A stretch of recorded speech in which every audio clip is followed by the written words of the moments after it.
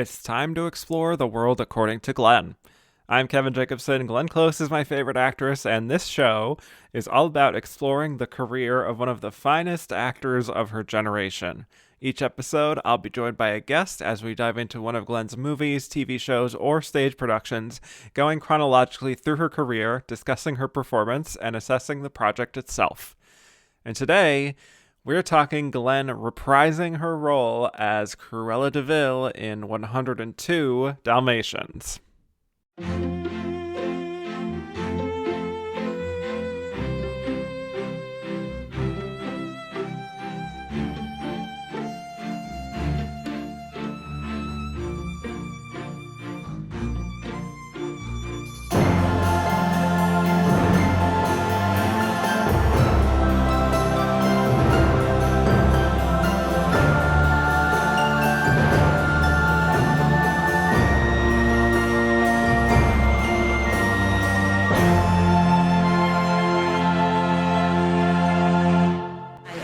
Eight-time nominee Glenn Close, motherfuckers. My guest today is a blogger for the site The Many Rantings of John. He has joined me for an episode of For My Consideration back in the day, a bonus series of my other show, And the Runner-Up Is, where we talked Toy Story. Now he's back to talk about another Disney film from around the same general area of time. Welcome to the show, John T. Thank you so much, Kevin. Yeah, I like that I'm your go-to Disney nostalgia from the 90s sort of guy here. I Yeah. like that theme. Sometimes I just randomly assign people a niche, and this is yours, so congrats, I guess. I like it. I like it. Good, good. Okay, well, before we talk Glenn in 102 Dalmatians, would love to know your relationship to Glenn Close overall, if you remember when you first saw her, what you like about her, and if you have a favorite performance from her. Yeah, so my first memory of Glenn Close would be probably Sarah Plain and Tall. So I'm a little older, so in the 90s, like Hallmark movies meant something different in the 90s than they do now. And so like it was appointment viewing, and so my parents, we made sure to like watch every single one. So that was, I think, the first one I really have a memory of. We also watched The Natural a lot because it was one of the VHSs that we had a copy of. And then this is sort of weird, but one of my first memories of Glenn Close is actually she put out a Christmas album with Placido Domingo in the mid 90s. And we actually owned that. So we would Wow. decorate a tree and listen to Glenn Close. So for many years, I did not realize that Glenn Close wasn't like a Barbara Streisand or a Madonna, where like she had a lot of CDs out because like we had a CD. I listened to Glenn Close every year, Wow. and that is not a universal experience. I learned as the years went by that that might have been specific to my house that Glenn Close was part of the Christmas season. Yes, repeat the sounding joy. Yes, Repeat the Sounding Joy. I remember her singing Ding Dong Merrily on High, I think was one of the songs that was on there. But yes, everyone should I check love it that. out if they haven't.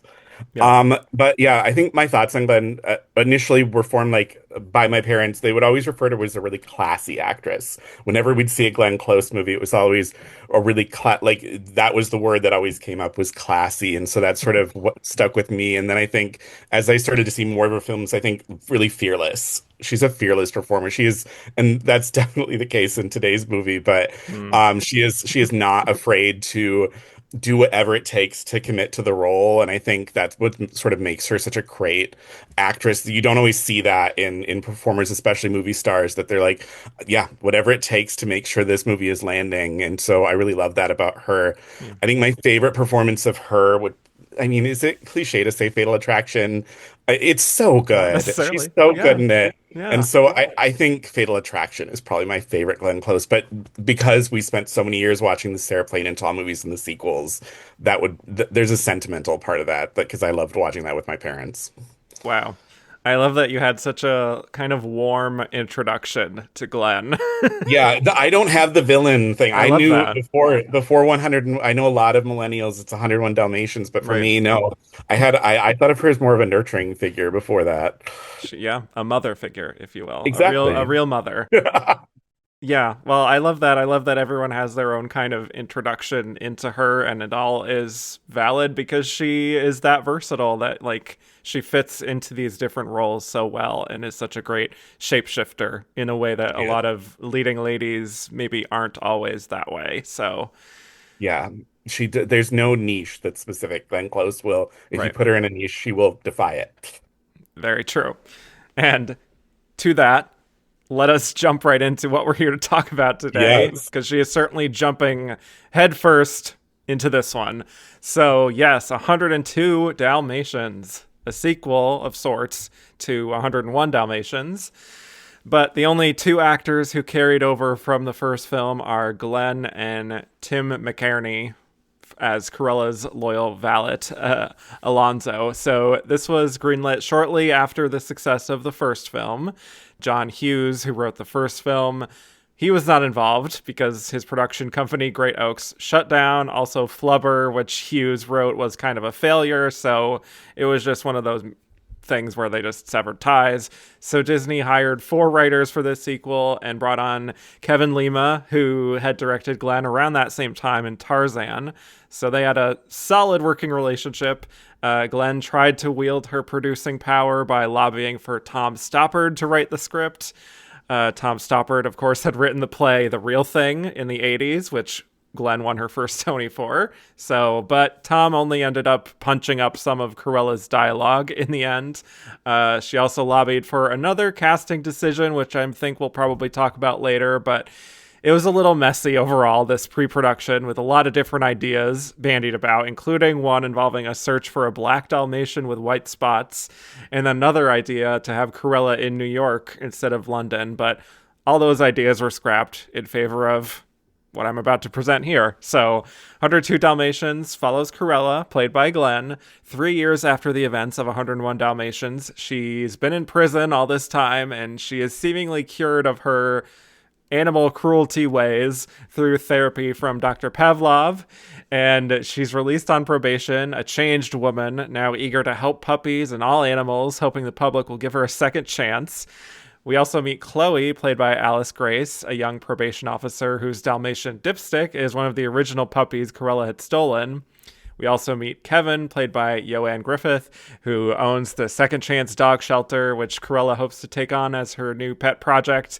And Chloe and Kevin eventually meet and fall in love. Meanwhile, Cruella snaps out of her hypnosis one day upon hearing the chimes of Big Ben and decides to resume her work to create the perfect fur coat with a hood made out of Dalmatian fur. It needs 102 Dalmatians to make it work. And she teams up with a French designer, Jean-Pierre Lepelt, played by Gerard Depardieu, to help her make it happen. But this proves far more difficult than she envisioned. So that is the wild plot for 102 Dalmatians. Let's get into it here. Would love to know your thoughts on, I guess, the series overall. And if you want to talk about your thoughts on the first one, but more importantly, the second one and Glenn's performance. Yeah, so I saw both of these in theaters when they first came out. Okay. I was 12 when 101 Dalmatians came out, and so my thought was, as a young gay boy, I just needed to quote every single line that Glenn Close said. Sure. I mean, I literally was rewatching it for this. I was texting my brother, and I was texting him random quotes that we used to just say all the time that Glenn Close would say. I have no use for babies being the biggest one. I have no use for Um, babies. Babies, excuse me, I gotta get Yes. the inflection right here. Um, and then this one, I saw this one, and I will be honest, my memories weren't great of it. I think seeing it as a slightly jaded teenager, four Right. years afterwards, when you're trying to see R-rated movies, I was mostly focused on my crush on Ewan Griffith, than on Sure. Glenn Close. So it was more. This was really fun though to see it. I liked the 101. I've liked like all of the movies in it, and this one is it's not good in the sense of what we would consider the word good. I mean, let's rip that band-aid off. But Glenn Close is so committed throughout it that it's just one of those movies where you're like, all right, what's going to happen next? It almost feels like the rest of the cast is like waiting for her to. There are other actors in this, you wouldn't know it. She's really just she's the center of the universe, which is where she should be. And so I liked it better than I had remembered it, is kind of my Hmm. initial thought on it. But it's not it's not Fatal Attraction. It's not great art. Yes. No, it's not. It's not. Yes. I mean, I feel like I definitely watched this back in the day, but it's also possible that I only watched it once because comparing it to rewatching 101 Dalmatians a few weeks ago to rewatching this, a lot of this had completely left my mind, apparently, because this kind of felt like watching a whole new film outside of a handful of sequences. Yeah. That was my Yeah. experience. No, especially the Gerard Depardieu parts. I was like, Right. I don't remember any of this. I don't remember if he's like her henchman or her love interest. I could Yeah. not remember anything about it. Fully had blocked out all of Gerard Depardieu, which is probably for the best in most Mhm. situations. But Most, yep. you know, but yeah, most of my Cruella affection was from that first film. And as I talked about on the Tarzan episode, this is around the time where my affection for Disney in general was sort of waning a little bit as I was growing up and wanting to be a cool kid, I guess. I don't know. Also, as awful as it sounds, I feel like around that time it was like way cooler to like How the Grinch Stole Christmas, which had Oh come yeah. out around the Yeah. same time. So I was way more into that. Looking back now, I'm like, this is actually a bad movie. But No, it is. I mean, like, yeah, I think amongst young yeah, or millennials, Jim Carrey had more cachet at this point than a little Glenn bit. Close might have had. Yeah. Yes. So yeah, I think this is mostly diminishing returns, to be honest. I don't think it's anywhere near as funny. I think the tone is really amped up in a way where it does become kind of a lot at times. I don't think Cruella is even properly scary enough compared to the first one. In this, she No. is like fully a cartoon. And I know the first one was pretty goofy at times, but I still feel like it was generally grounded in like that sort of Home Alone kind of reality, to continue the John Hughes discussion of it. Whereas with this, I feel like it's very like studio assembled. It's like almost all hijinks and not a lot of underlying through line, I suppose, or heart that really registers. I do think Kevin and Chloe, these characters, are just like a complete step down from Roger and Anita. So, Agreed. And I wasn't like in love with Roger and Anita in the first one, but I especially like it needed like a Joan Plowright sort of like yeah. giving a little bit of heart to why you're invested other than these dogs are cute. To give Yeah. something to it. But I did like Glenn in it. Like I Mm-hmm. think there's something to seeing you never get to see her do it. I mean, this might be the only, you would know this better than I would, but is this the only sequel where she did both the first one and the sequel for a live action movie? It's got to be, if it's not the only, it's got to be one of them. Unless, if we're not counting Sarah Plain and Tall, then Oh yeah, yes. sorry, the theatrical one. Yeah, Right. so it's Theatrical, yeah. kind of fun to see where she continues to take a character, especially since so much of her 21st century would be TV, where you get to do a Right. lot more of that. And so getting to see like what she liked the best, and she had all this control over it.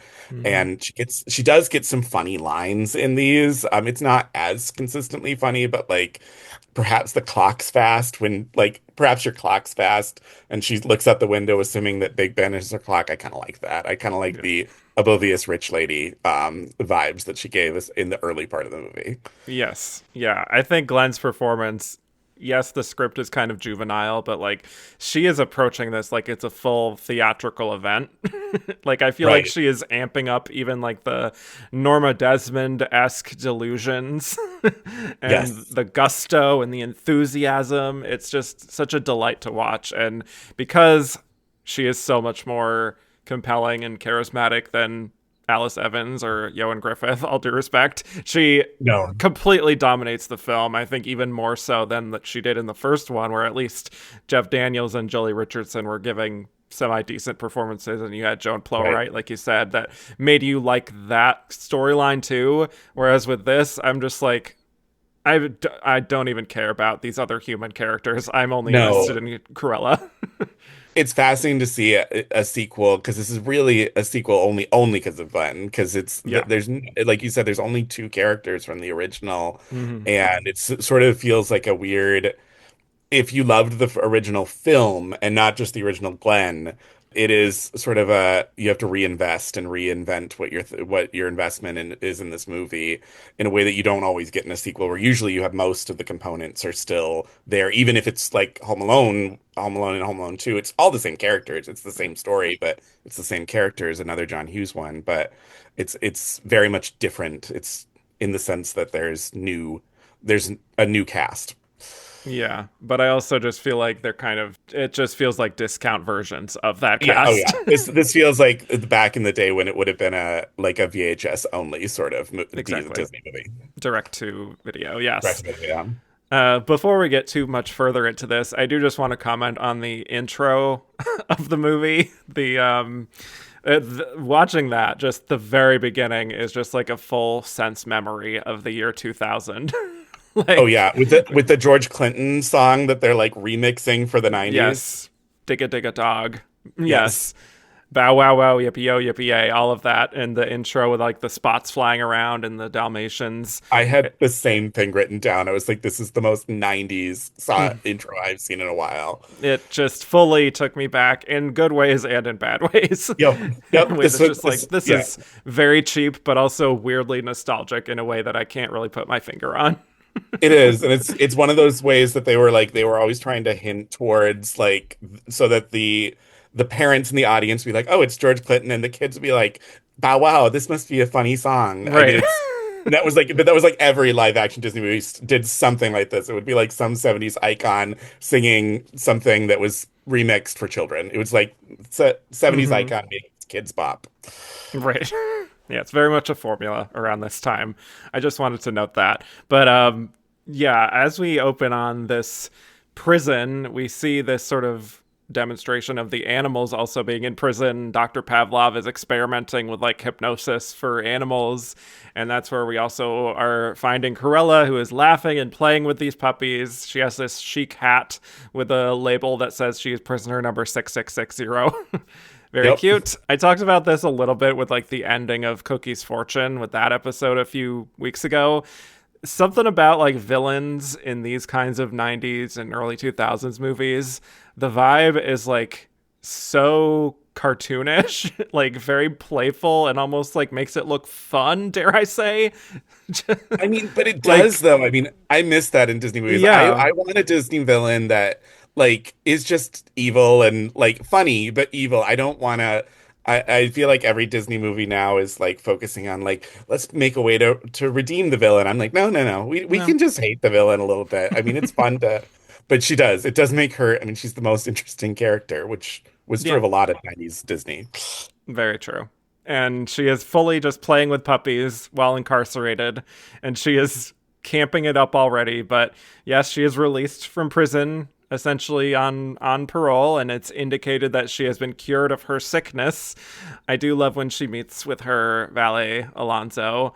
First of all, her enormous white hat is so funny here, but she's also like, Alonzo, my ever loyal valet, my only visitor, which like, this is so dumb, but also it made me a little sad for her. Just being Right. like, I get that she's a monster and she should be vilified. She wants to skin puppies. We get that. But, like, you know, you would think with all the, like, influence she has in the fashion Right. world, like, she would have a few others in her life who would still weirdly be on her side. I mean, in the TikTok era, she'd be on Dancing with Stars. That would be who'd be Well, showing up. that's very true. Yes, she would be on that. She would be a guest judge on RuPaul's Drag Race. She would be everywhere. And I feel like in this kind of environment, she would have like her gaze out there. Oh, she totally would. It's Totally very much would. that like sociopathic shit. Like, honestly, work. Yes, exactly. She would have, yeah, been on, yeah, multiple looks on Drag Race. I mean, that's Absolutely. kind of every look in this film would work kind of for it. Yes, and I suppose that is a good segue into talking about these costumes, which are nominated. Yes, they are. I mean, one of the weirdest best costume nominations of the last 30 years. Mm-hmm. Like didn't the original didn't make it, Right. and yet this does without any of the same regard, but it works. I mean, some of the costumes in this are really fun. Like, I mean, that you start with that sort of like all the Chanel looks, like literally her prison costume looks like it's designed by Chanel. Fully. And then there's that famous, iconic sort of red dress that she wears later in the film at the dinner party scene. Like, it's great. I mean, it's really outlandish, and no one else in the film has any costumes that are of note. But everything Glenn Close is wearing, I hope she like got to keep some of it in her contract. Some of these She looks. famously gets to keep all of her costumes, actually. So, Does she? I did not know this. Okay, I yes. missed that. Yes, that's something she wanted to do early on in her career, was just have like an archive of all her costumes, and it includes, I think, all of them that she has in 102 Dalmatians. Impressive. Yeah. Yeah. So But no, it's terrific, and like it's the stunning. dress sort of feels like a dangerous liaison sort of spoof, and it's Yeah. really fun. Yeah, Just incredibly, like, every single new look, I'm just like, oh my God, it's just like this incredible reveal. yeah, So in that and respect, it makes sense as a nomination, even if the movie isn't great. It's just like one of those things where it's like most costume design 100%. happening Against here. the Grinch, if I remember right, was one of the nominees, and also very most costume design. Right. Subtle was out when the Millennium was coming into Exactly. close. Yes. So just to talk a little bit, we don't have to dwell too much on it, but the stuff with Chloe and Kevin, like I said, it's very evident that we're trying to reheat these nachos of like Jeff Daniels and Jolie Richardson. I think they are charming enough. Like they're not bad. It's just No, they're not bad. It's just not. It doesn't have the like the meet cute sort of. I loved the yeah, scene in the first one where they're all meeting at the park. It right. doesn't have that same sort of aesthetic. They're trying with it with the Lady and the Tramp corollary where they're both having spaghetti and meatballs while the dogs are watching Lady and the Tramp. It Hmm. just doesn't click. They don't have the same chemistry. And they don't have the ridiculous like we're gonna get married after one date sort of vibes, which I Right. think made the first film so cute. In that like sort of old Hollywood, like, yep, all right, we just met, but we're in love now. Yeah. It wasn't. Yeah, I don't know why I can't quite pin it, but it's just the Right. chemistry isn't the same between these two. Not really. I think they actually are more interesting apart, quite frankly. Like, I am Right? No, I actually agree. interested with watching, Joan's character as Kevin working at this animal shelter where he's like playing this nice little tug of war with the dogs, and it's very slapstick. I'm also Yeah. fascinated by this parrot, Waddlesworth, voiced by Yes. Eric Idle, who is a parrot who thinks he's a dog. I loved the because they didn't in the first neither film the dogs don't talk. That's Right. not a thing like in the animated movie, but they get around it by having a parrot that is speaks way too like human like to be an actual parrot. So there's no concept of this is an actual parrot. But it's a fascinating sort of thing to have Eric Idle, sort of that Monty Python fame, playing this random parrot that's adding sort of an extra side character without actually adding another human side character. Yeah. Over time, I did get rather annoyed by him, but that's Oh, like, yeah, me too. No, yeah. it's But quick side note though, before I talk more about that, when the parrot says at one point, all's fair in tug and war, made me think of Glenn and how 25 years later she would star in a show called All's Fair. Just saying. oh my God. Is that the origin? That would I please think tell me so. that would be That's the the germ origin. of the idea, I think. Yes. Also, I didn't even mention this on the Cookies Fortune episode, but Glenn and Niecy Nash share a scene together in that movie. Little do they know that a quarter century later, they'll be, playing I second hope. fiddle to the daughter of the guy who defended O.J. Simpson in court. Oh my gosh. Yeah. And at the time, O.J. Simpson would have still been Exactly. relatively recent news. Yep. Just wild going through the career like this and seeing what the future will be. But Yeah. so eventually Cruella, we see her returning to her mansion and we see these huge photos of herself, very Sunset Boulevard once again. And she is just so disgusted upon seeing the furs that she screams in terror, "Fur, it's everywhere!" and making Alonso banish everything to the basement. Camp elegance. I love it. And she is also absolutely serving when we see her mugshot. Like, my God. Oh my God. Yes. Yes. Just in general, I still, the opening scene when she's actually wearing like a couture I know. jumpsuit, it made me think of like Martha Stewart sort of thing. I was like, this feels very specifically like, yeah. Yeah. Was Martha Stewart the thing by then? I don't think that had happened yet. So maybe this was Not quite yet. present. Yeah. Right. Yeah. So we also get this indication that Chloe's dog Dipstick was one of the Dalmatians who Cruella had captured a few years ago. Love that Cruella somehow recognizes Dipstick from Yep. among the literal Absolutely. 101 Dalmatians she had captured all those years ago. Yeah. Love That that. was great. She can't recognize a single human, but she can recognize this random dog as a puppy. Yeah, it's fascinating psychology.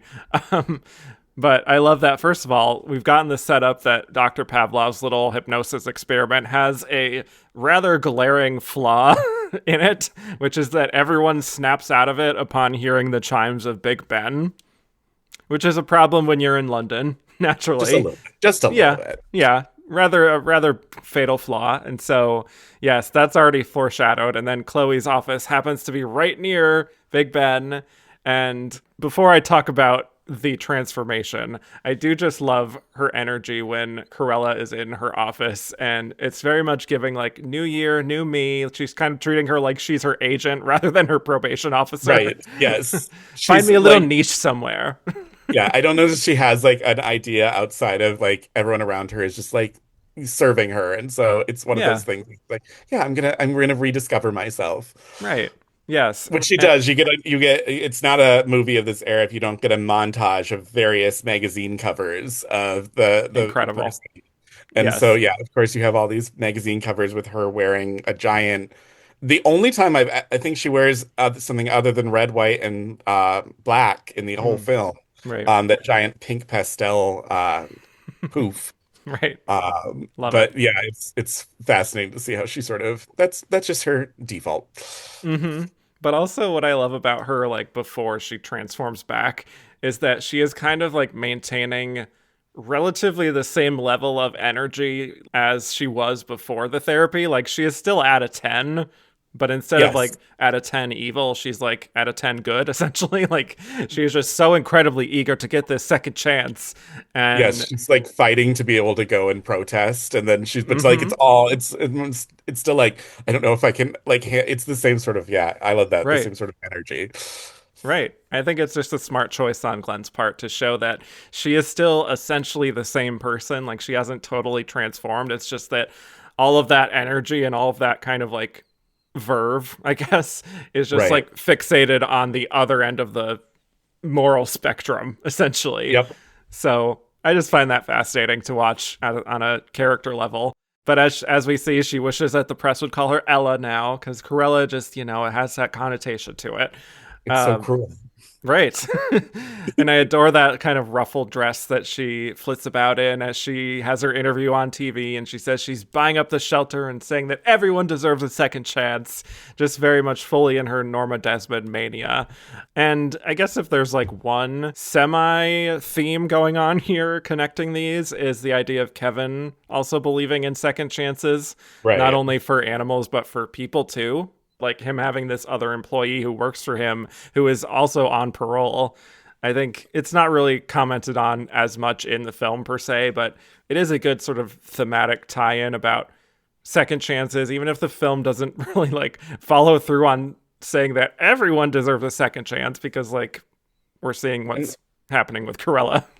and Alice Evans' character is a parole officer. Like her whole job is Yeah. about giving people second chances. There is that Yeah. going as well. I mean, that's sort of the thing that brings them together in that regard. Because Right. she's the parole officer for his roommate, is how they end up meeting in the film. Exactly. Yeah. Yeah. But I do also love the the photo shoot that you mentioned with all the magazines, because it's just her like very overly saintly energy she's giving there as she's posing in these fabulous outfits with the animals is so funny. And we get that fun little spin on the Cruella de Vil song where it's like Yep. the lyrics Like, are essentially like, girl, are you seeing this? Like, Corella's good now? What's happening? right, exactly. Like, I don't know if I trust this, but sure. That also has my favorite, I think, outfit in the whole film is during that montage when she has the bones as the buttons for her Chanel Yes. dress. Ugh. And I'm like, it's so great. And the giant hair.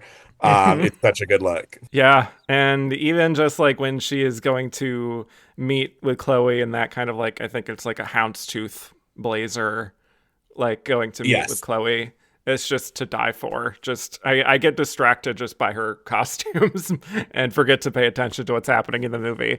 Um, but The movie is the screenplay is not getting top no, billing. It's other definitely not. things for Right. sure.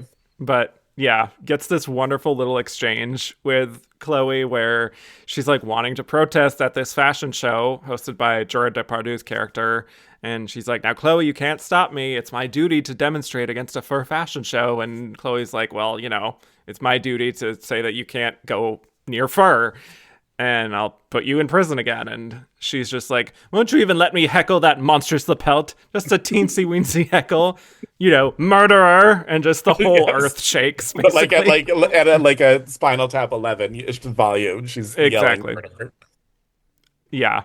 That's where I appreciate the cartoonishness a little bit, is when it just goes into that tone. Yeah, I Doesn't the always when work, but it doesn't always, but like there are moments when that Roadrunner coyote sort of mentality of the movie, like I'm yes, like, yeah, I can get on this vibe. very that. Yes. But of course, that's where we get Big Ben chiming, and her hair stands up and just like her head shifts back dramatically. It's very goofy, like true Batman villain realness Yes, happening here. It feels like Selena Kyle being transformed into Catwoman, basically, or like the yes, Poison Ivy kind of transformation is what's happening. I like that Um, better. I wrote Frankenstein's monster, but I think the there you Selena go. Kyle is probably Yeah, more where they were going. right. But just like the total like dumbstruck look on her face as this whole thing is happening is incredible. And the way she just panics when the puppies fall onto her and she starts like hallucinating when she goes out into the street, seeing like spots covered over all these people. I love that sequence. Yeah, I love the implication that her very specific hairstyle is what's really holding together the illusion of Ella rather than Cruella. That like Right. if this comes out of place, it's going down. Yeah. If only we had that indication in the real world, you know. Exactly. Yes, but if she declares to the world, Ella's gone and Cruella's back, and to which point we all cheer in the audience Yeah, exactly. because that's what we've been No waiting one for. wants Ella. Everyone wants Cruella. Yes, all due respect to, I think Emma Stone calls herself Ella in that movie. She sure does. I That has to have been a Yeah, stealing. This would be one of the things I forgot about 102 Dalmatians, that right. she had this whole scene. I was like, no, that's her name is Ella in the Emma Stone movie too. Yeah, exactly. What do we think of the Gerard Depardieu of it all here? I So curious mean, for this. it's Yeah. too much. Mm-hmm. He's not as much fun as Glenn Close. He's not. He's a good act. Like he's very good in like similar to her.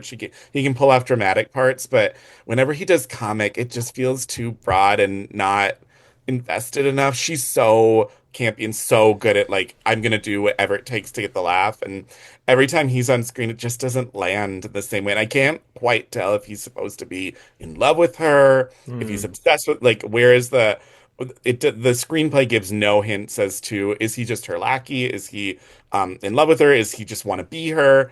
And I wish there was more because he is not bringing it. I wanted more of the Horace and Jasper interplay from the first one where like you see what they're like outside of Cruella so that you have an understanding of like what being around Cruella changes about right. him. And I don't know that there's a scene in the movie that you have him with another human other Yeah. than No. Cruella. And so it just feels sort of, it doesn't, it's silly in the wrong way. Yeah. I mean, for me, this is one of those instances that we got. I feel like we got a lot around this time. Of course, I'm not thinking of other examples right now, but like these kind of semi respected actors doing like these dumb comedies or like kids' movies where there needs to be a specific tone or it just feels off, you know? And I think this is an example of it feeling off. And it feels like he is, to me, not in the right spirit of what this needs to be, I suppose. Not that I'm needing him to take it more seriously. It's just there's a frequency here that isn't quite right. And he doesn't really match her energy very well when I'm They watching did it. Yeah, I'm thinking of Rocky and Bullwinkle when they have Robert De Niro show up at There we that go. year. Yes. It's sort of that idea, and it's just not quite what I get what you're doing here. I get the parody, but it's not Yeah. landing. Yeah. And so this is also where I think it's worth noting that Glenn had originally pitched the idea of having Rowan Atkinson as Better. her big co-star earlier in the pre-production process, not necessarily to play this character, but to play like kind of like a even like a husband figure to Cruella. Yep. Uh, and I think just having him as a co-star to bounce off of, I think her instincts are right there. I think having No, that kind of like he would more have been Weasley better. guy. Yeah. He's more naturally into like the physical comedy of that Yeah. role. He also is better about sort of reading off of his co-stars in a comedic way and Right. would know to like this is where I'm supposed to lean in. Yeah, I feel like he would have been a much better choice. Yeah. Wasted opportunity, I would say, because that Yeah. would have been so fun to see them together. I just go back to the idea that her and Gerard, their energies don't match at all to me. No. Like, No, they're both big and they're both used to yeah, be. Yeah. It just exactly. isn't like Yeah, so that's a little disappointing, I would say. But interesting watching Cruella and how she is trying to enact her plan to frame Kevin for like stealing a dozen or so Dalmatians. I don't know how many it is, but that all works without a hitch, basically. And Kevin is arrested, and that sequence is fun. And not to objectify, but like it's so funny to me how in that scene she is straight up showing full cleavage. yeah, no, Like you she said is. earlier, with like the dangerous liaisons kind of Yep. feel to it. I feel like yeah, that was very much a clear Yeah, hint to the parents and the audience that like this is Glenn Close, right. so that they could get the joke. But yeah, I kind of loved that she got away with it because so Yeah. much of the movie, both movies are about like Cruella being kind of imposing, Mm-hmm. and then you get to see all these examples of her like not being smart, and you get so this is nice to know that like this is an example of how like she can pull this off without a hitch, and I think you said earlier that like she's not as villainous in this, which is true, but this is the one moment where like the villainy sort of feels like real. Like, yeah, she's willing to throw this nice guy who gave her a second chance Mm-hmm. under the bus to execute her plan. Yeah. So, right. I think there's not a whole lot of, for me, like her being like this imposing, scary figure so much, but like watching that scene, you definitely do feel that she still is very smart and she has her influence. I also, this is a random aside too, but like I don't really understand why Kevin is put in the police van with his dogs and the And the parrot. parrot, and the parrot. Yes. It's just They like a very stupid plot choice to lead to his escape, but like, they do give a line where like the cop says he couldn't figure out a way to get the parrot separated, but you hmm, could have figured out there's four different animals, but it yeah, feels like a plot crutch. yes. And so, yeah, I just don't even understand this world where like animals are coexisting with humans in prison, like we saw Right. earlier and here. It's just, okay, I guess we just have to accept that. Yeah. I mean, that's where it's cheap. Yeah, you can get a puppy party in prison. Right. Yeah. So that leads to this incredible, beautiful set piece of her inviting a bunch of humans with their pets to her mansion. And that fire red dress at that party. I mean, she's basically dressed as Satan, essentially. Right, exactly. Right. I mean, And she had the Satan symbol as her prison number, and now she's dressing as, yeah. right. Yes. Right. And as it's like this dinner for dogs, essentially. It's like a free for all, and the dogs are climbing all over the table. Love just how much she is delighting in all of this because she knows that her plan is working out. And meanwhile, the humans are all panicking, of course, and she's just kind of like, "Wee, this is great." Very They're also stupid, but aghast because I had to freeze frame this, and I could not quite figure it out. What is okay. the food? Is it a chicken with a frog on it? Is that was kind of what I thought it was, but they reveal this food that she has served all the humans, which is Mm-hmm. clearly intended for the dogs to create some chaos. Right. But it's disgusting looking, but it also isn't entirely clear what it is, at least to me. Yeah, I would say that that scene is not entirely clear on what we're trying to say per se, Yeah, other than chaos. other than chaos. But it does lead to the great close up where she notices that Chloe has snuck off and discovered her secret plans for the Dalmatian fur coat in her little basement. We get the great close up of her where she just yells, "Surprise!" That close up is just incredible. One of the top gifts when you search Glenn, by the way, is that. Really? Yes. But she just straight up locks Chloe in there. But of course, her dogs help out, as does Kevin, with the parrot lulling the guard to sleep and allowing him to break out. A lot of this doesn't make a whole lot of sense, but again, we're just sort of going with the hijinks of it all. At this point, it's just to try to see like it's all the plot is lost, and we're Right. just trying to see like how many scenes can we get with Glenn and the dogs. Yes. And actually, to this point, I wanted to read this quote from Kevin Lima, the director, and his thoughts on filming this. This was his first live action film, which is kind of important here to think about because he told Entertainment Weekly, as this film was going out, this wasn't even like in retrospect, this was like in promotion of the movie. He said he found it incredibly frustrating, quote unquote, trying to balance three storylines, including the dogs, Cruella and the Pelt's scheme, and the romance. He said, I realized very late that I was telling many stories, too many stories, and there was no way to go back and focus on one of the stories as the through line. And then he pauses and says, the studio is going to kill me for telling you this. I mean, he's not wrong though. That's a very apt sort of Yeah. read on this movie. But yeah, they should have cut some. You could cut Gerard Depardieu from this film and be fine. Yeah. Um, Honestly. and yeah, I mean that you could just have the henchman be the Alonzo and kind of just have him and Cruella be the Yeah. only two villains that you have to focus on, and it probably would make it a better movie. Yep. Would have simplified it. And right. So, I mean, that also brings us to another part of this of how we have the Pelts kidnapping Chloe's Dalmatians, and then she's horrified to see that this one dog, Oddball, doesn't have any spots, which is also Yep. kind of a through line too. Wild to learn that they edited out all of the dog actor playing Oddball, all of their spots through CGI. That's wild. Yes. I had missed. I did Yeah. not read that. Yep. That's wild that that's what they're using the CGI for. And rather, I mean, now they would just have a CGI dog, Pretty which much. is kind of All of like these fun. dogs would be CGI now. Yeah. But I think Yeah. that's so funny. I love the inclusion of Oddball was clearly felt like a marketing scheme to be Oh, like, yes. this is a new toy. You don't have this. Because the thing about the Dalmatians is if you buy one, it's harder to tell them apart. But like now, Oddball, it's felt like a clear gimmick by Disney to make sure that people were buying new toys with this. Yes. Very much that. And to the point that they even put him right front and center on the poster. Yep. Put her, I should say. But also in the middle of that scene where Cruella is realizing this about Oddball 2, I think this is where she gives one of my favorite line deliveries in the film, which is where she says, the last time I underestimated a puppy, I wound up in the pokey. I mean, just the enthusiasm with which she says that line.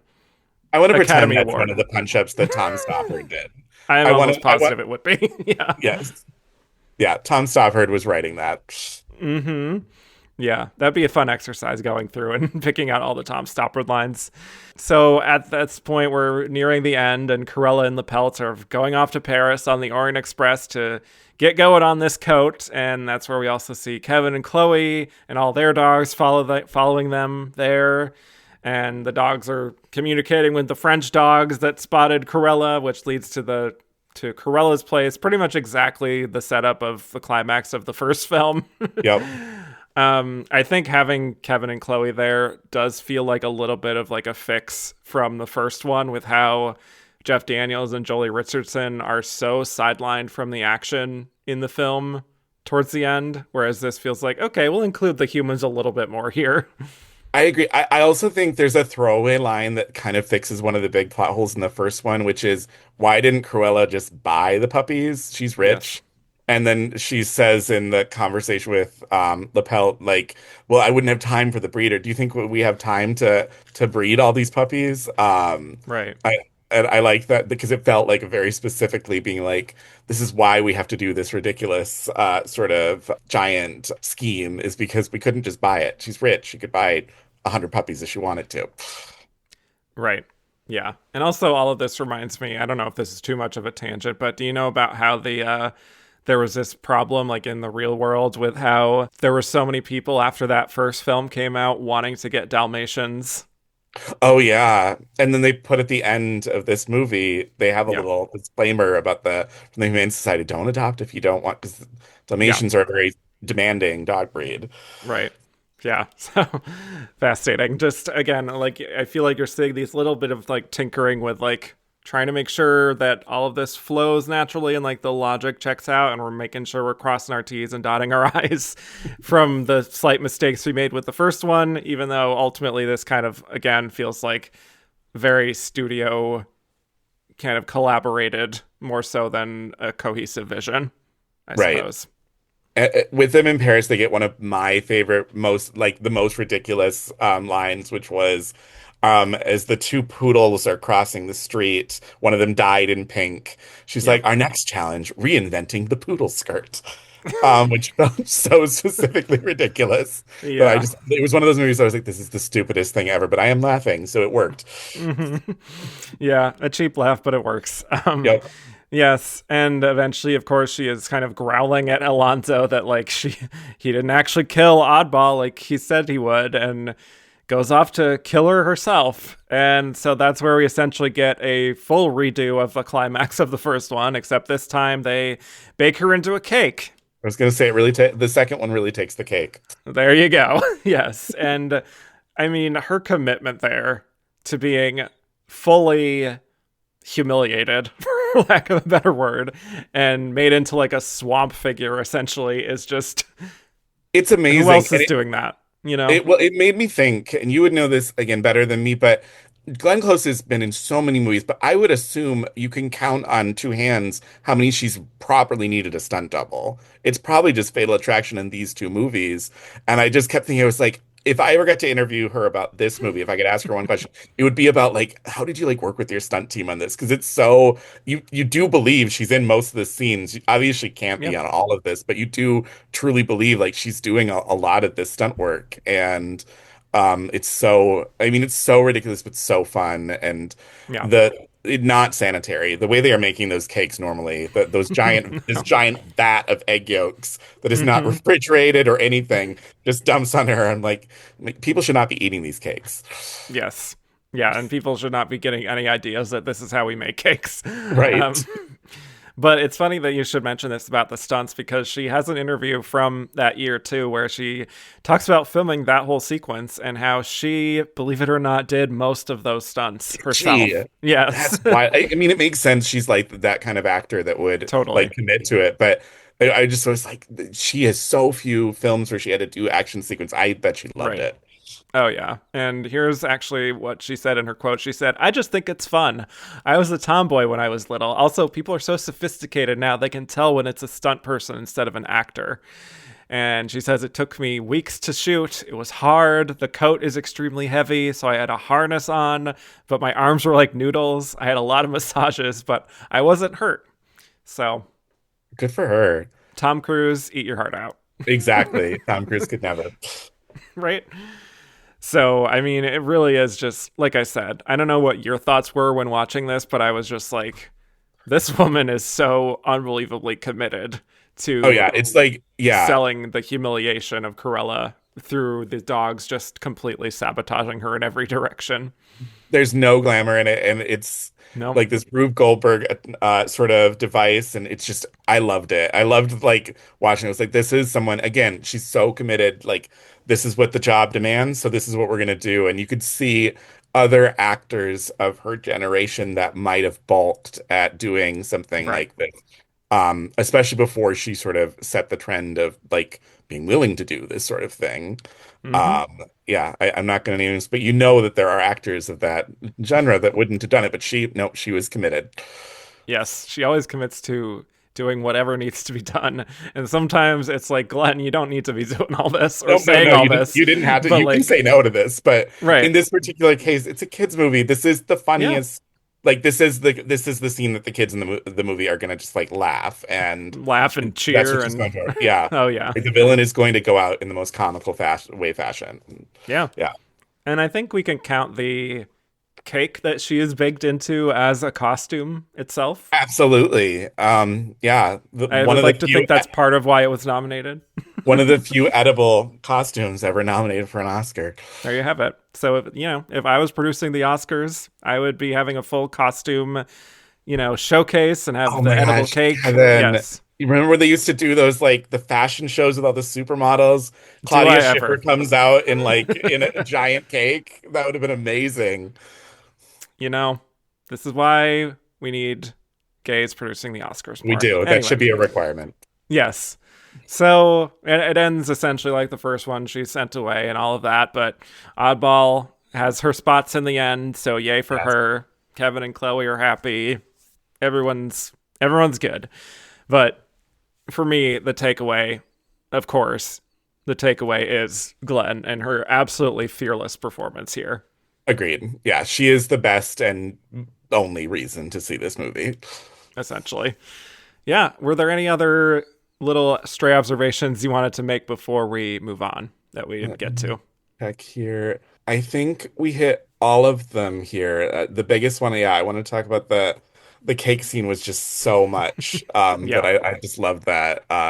I loved, and she's still fighting. You can see the sequel, the potential sequel there, and even in the end, it'll be a piece of cake to get out of Hmm. this. Yeah. Witty until the end. Right. Yes. Love that. So I don't think it's a great movie, but it is worth watching just to watch her completely do her Agreed. thing. So on that note, let's move on to the release of 102 Dalmatians. So this was released on November 13th, 2000 at Radio City Music Hall, just like the first one premiered there. And then it had a wide release on November 22nd, premiering at number 3 at the box office that weekend with $19 million. It was outgrossed by Unbreakable, the other new release that weekend. And number 1 was How the Grinch Stole Christmas in its second weekend. So kind of tough competition for essentially the same audience there. Other films in that top 10 included Rugrats in Paris, which is also competing for generally the same audience. Right. Charlie's Angels, Bounce, The Sixth Day, Men of Honor, Meet the Parents, and Little Nicky. So, But for theater distributors, I saw almost every one of those movies in theaters. You can counter program. People will it's see true. multiple movies. This is all a fair point. But I would say a lot of silly stuff at the box office that weekend. A lot of good times were had, I imagine, at a lot of those movies. So yeah, it Yeah. made ultimately about $67 million in the US in total, which was sadly a step down from the first one, which made 136 million. It was the number 38 film at the US box office. So, below expectations, I would say, but still relatively, like you said, breaking even. Yeah. Did it do better? I bet it did better internationally Yeah, I'm at sure that it did. point. Yeah. I didn't check that, but usually these things do. And it did not receive good reviews. Mostly critics found it to be an unnecessary sequel, that the script was bad, that it wasn't funny, but that Glenn was still really good in the role. She still got pretty great reviews. And then with awards, like I said, Anthony Powell earned an Oscar nomination for Best Costume Design, which I think we can maybe agree was deserved, even if it's such a wild nomination. Yeah, I think it's definitely I think it's Yeah, so inspired that it's hard to argue against it. right. There I you go. think I don't know that it deserved the win against some of No. the competition that year, but it's so inspired that it's hard to argue. And I some of the looks are outlasted a lot of the period costumes that were probably nominated that year. Yeah, well, also Glenn earned a Satellite Award nomination for her performance in the Best Actress in a Comedy or Musical category. Did not happen for the Golden Globes, but that's okay. I mean, yeah, I mean, good for her that there were because the Globes was the first one she got a Globe nod, right? Yeah. Hmm. Yeah. But it also got 5 nominations from the Stinkers Bad Movie Awards, including Worst On-Screen Couple for Glenn and Gerard Depardieu. I don't know if I would call them a couple, but, I Yeah. suppose co-stars. But Worst Supporting Actor for Gerard. Worst On-Screen Hairstyle also for Gerard, just really going in on him. And Worst Song for Digga Digga Dog. And Remake or Sequel nobody was clamoring for. I mean, yeah, I can't argue with any of those. Glenn doesn't get mentioned, and so I No. think so that feels fine. Was that the equivalent of like the Razzies? And the Razzies existed at the time. Yes. They This is were a happening concurrently. it's a Yeah. rare day I learn about a new award show. Yes, they are no longer in existence. I think they disbanded later in the 2000s, but the stinker's bad. Any thoughts just generally on why, even if it did have those high points like costumes and Glenn's performance, why it didn't really have a super great reception overall? I mean, I think part of it is that they didn't borrow enough from like the things that people liked about I think they underestimated how much they liked the Jeff Daniels, the Jolie Richardson, how much it was similar to the Disney movie that everyone had grown up with. I mean, Yeah, the first one, I mean, this is where Disney sometimes takes the wrong lesson to an extreme with some of the later live action films that were carbon copies of the animated films. But this feels so stray from that I personally think that had they stuck a little bit more with that or expanding that, it might have had more of a concrete grounding.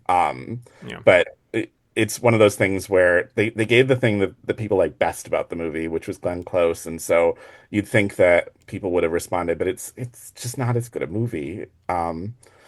At the end of the day, even if she's still playing with, she's still on fire. The rest yeah. of the movie is just not matching that energy. Yeah, I agree. I think even though Cruella was obviously key to the original film's success, I think knowing that it wouldn't really be like a continuation of the first one maybe even gave it a little less urgency to seek this one out in a way or feel that it was really, I don't know, living up to the first one. Again, the two leads here being discount versions of the first two really, like, I mean, they have their moments. Like I said, they're not Yeah. bad, but like they cannot compete with Jeff and Jolie. No, it's also one of those things where it's one of those movies where Disney probably didn't have in mind this would be a franchise or a sequel movie. Yeah, That it was no. probably a film that they were like, this is an easy sort of, remake of a film. They just done it with The Jungle Book, and Hmm. so let's try it again. And then it made so much money that they're like, oh well, we got to make a sequel. And I think when you don't have that natural through line to another movie, you sometimes end up, getting bumpy along the way. Exactly. So I think this was always destined to kind of disappoint, Right. unfortunately. But yeah, it is what it is. Did you want to briefly talk about the other costume design nominees from that year? Yeah. Since I know you have I analyzed have this on your I blog have done this before, on my so blog, but I'm going to be honest, my memory is not so I can't remember all of the nominees, well, but I can refresh everyone's memory. We also yes, had Crouching Tiger, Hidden Dragon, How the Grinch Stole Christmas, Quills, and the winner was Gladiator. yeah, it definitely for me, Crouching Tiger is the film that I mean, so beautiful. Same for And me. yeah, and Yeah. there are costumes in the other ones. Quills has that great costume where they write all of the do he runs out of paper, so he writes on the costume is the one that stands out to me there. And then, but I think Glenn's is, I mean, this is a case where you've got two costume designs that are going to the nines. Like you've got the Grinch and 102 Dalmatians, which both could theoretically be in the most costumes category rather than the best costumes. Whereas the 102 Dalmatians has some really standout. It's not all perfect, but it has some really standout looks in a way that I don't think the Grinch does.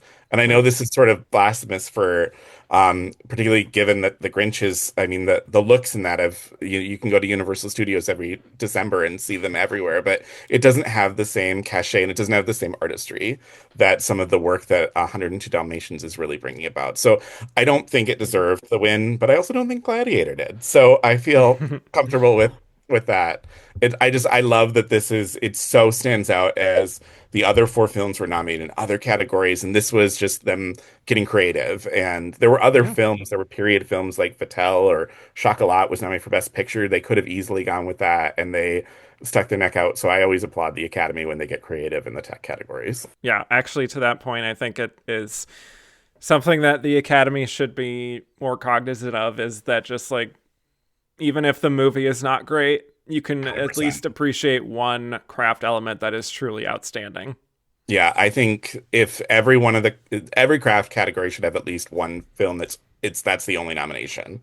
Yeah. That's a sign they did their homework. I think so. Yeah.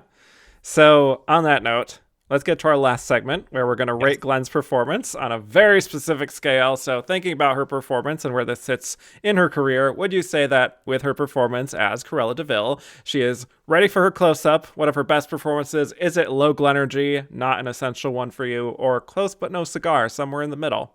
Just thinking about this one, not the first one. No. I think this one for me is close but no cigar. I think it's one of those ones where she is doing everything she can. The film is low energy, but the she's living up. It's not like saying this is in one of the best Glenn Close performances. It's not. It's like she's got too many grand slams in her career to put this in there with it. But it's so much fun, and she's so committed to it, and it's a blast whenever she's on screen. And so I think close but no cigar would be a good spot for it. Well argued. How about you?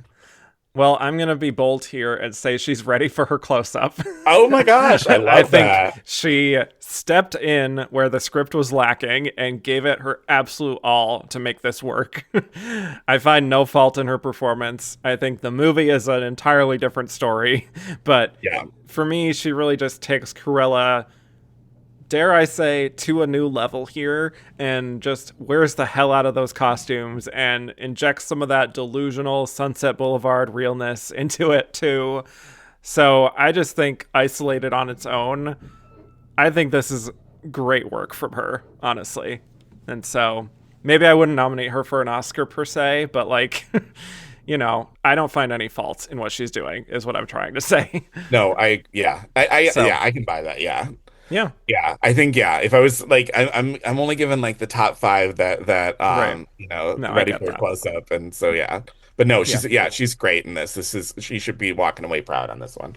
Yeah, amen. So who knows what a 103 Dalmatians would have looked like. I mean, it could still happen. It could still happen. Yeah, would love to see a older Cruella. Maybe she's been in prison for 25 years and she's busting out and getting up to more shenanigans. Disney loves the multiverse. There could be one with her and Emma Stone in the next one. Wow. Imagine that. Oh my goodness. Well, on that note, John, thank you so much for joining me. This was fun. This is a really good time. Thank you for having me. Well, where can people find more of you on the internet? Yeah, so I write a blog called The Mini Rantings of John. So you can find me there. Otherwise, on Twitter and Letterboxd, I am TMROJ, which is The Mini Rantings of John. You can find me in both those places. Very good. Highly recommend. Thank you all so much for listening. You could find me at Kevin_Jacobsen on Twitter and Instagram. Just Kevin Jacobsen, no underscore on Blue Sky. You can also listen to my Oscar-themed podcast, And the Runner-Up Is, for coverage of every single Best Actress race. That's And the Runner-Up Is on all platforms. And to keep up with the world according to Glenn on social, follow The Glenn Pod and follow on all podcast platforms. And with that, I will bid you all adieu.